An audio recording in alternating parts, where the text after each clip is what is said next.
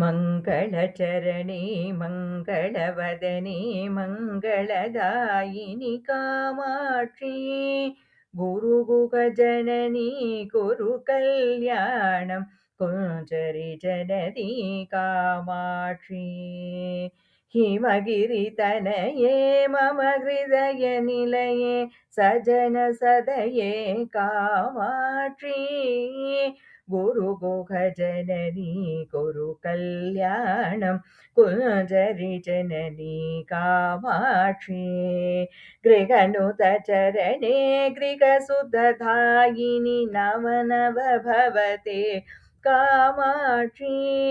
गुरुगुहजननी कुरु कल्याणं कुञ्जरि जननी कामाक्षी शिवमुखविनुते भवसुखदायिनि नव भवते कामाक्षी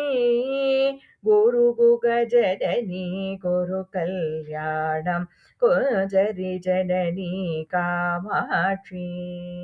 शिवमुखविनुते भवसुखदायिनि नव भवते कामाक्षी गुरुगुहजननी कुरु कल्याणं कुञ्जरि जननी कामाक्षी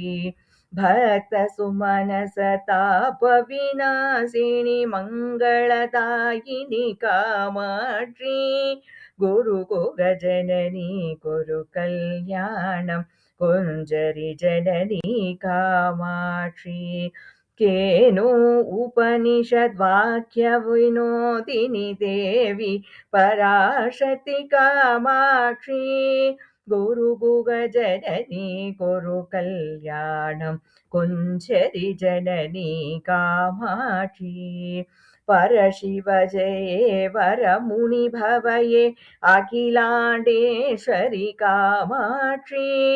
गुरुगुहजननी कुरु कल्याणं कुञ्जरि जननी कामाक्षी हरिद्रामण्डलवासिनि नित्यमङ्गलदायिनि कामाक्षी गुरुगुहजननी कुरु कल्याणं कुञ्जरि जननी कामाक्षी कुञ्जरि जननी कामाक्षी कुरु कल्याणं कुञ्जरि जननी कामाक्षी